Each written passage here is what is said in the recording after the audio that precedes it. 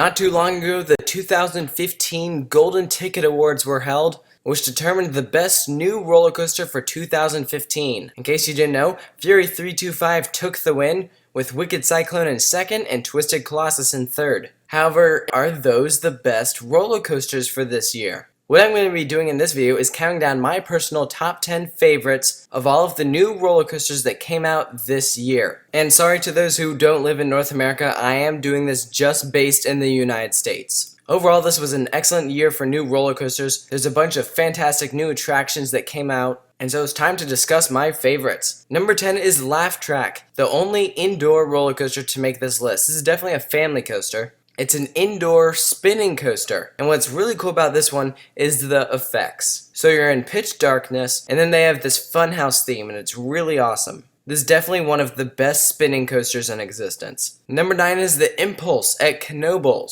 This is their first real steel coaster, and what's great about this coaster is that it's a perfect fit for their lineup. Some have said that it kind of feels out of place. Cannibal's kind of has that certain feel to it, and Impulse doesn't really quite match it. But I personally don't mind that because I think that this is something that Cannibal's really needed, and so I think that you had to sacrifice something, and so it's okay that it looks kinda out of place because you're getting a new roller coaster with it. Number 6 is the premier ride Skyrocket 2 that opened this year. This is Tempesta at Busch Gardens, Williamsburg. There's nothing really special about this one besides the fact that it has slightly different trains. Instead of having 2 cars, this one has 3. And also because Busch Gardens is a family park, they add some over-the-shoulder restraints, which no one really likes those. But other than that, there isn't really any difference between this coaster and the other premier ride Skyrocket 2s. Number 7 is the Rougarou, and some people are going to say, wait a minute Taylor, that's not a new roller coaster. It's just a new ride experience. Cedar Point is marketing it as a new roller coaster, and whether you agree with that or not, I'm putting it on here because the experience on Rougarou is much better compared to the experience you got on Mantis. I never got to experience Mantis, but I thought that it was an excellent floorless coaster. Some people aren't too crazy about it, but I personally like it.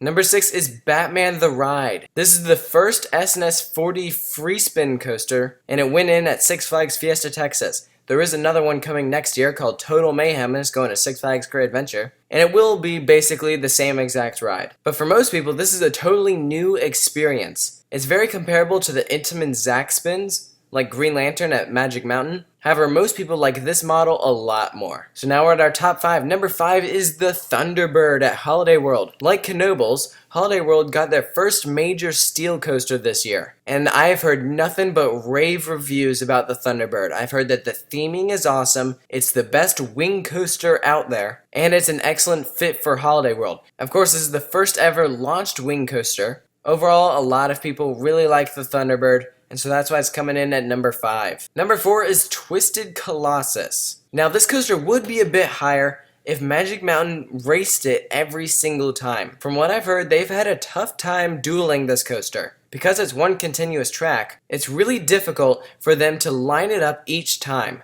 And from what I understand, when this coaster is racing, it's a much better ride experience than when it's not. Now, ignoring that part, this ride is really cool. It has more airtime on this coaster than any other coaster in California. It has steep drops, inversions, and when it does interact with the other side, it just gives an incredible ride. But I have not put it at number 3. What I have put at number 3 is the sleeper hit for 2015, Cannibal at Lagoon. This coaster was built entirely in-house. Lagoon is the manufacturer, and it had a few problems at first. However, now that it's open, people love it. This coaster has the steepest drop in America. I've also heard that you get some crazy hang time on that first inversion, and that the experience is just awesome.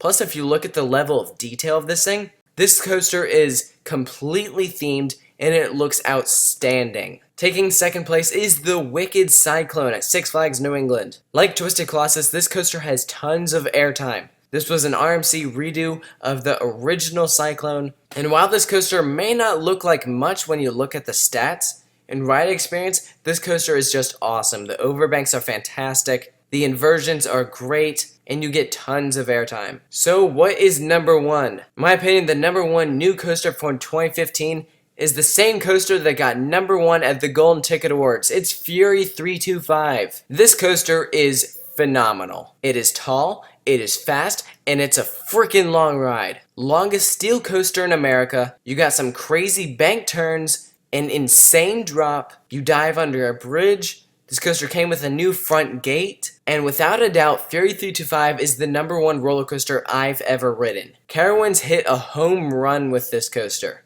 It is outstanding. If you ever get a chance to ride it, then I think you'll probably agree with me. It may not be your #1, but this is absolutely a top 5 roller coaster. It is that good. So in my opinion, the Golden Ticket Awards absolutely got this one right. Fury 325 absolutely deserves the win, and that is why I consider it the #1 roller coaster for 2015.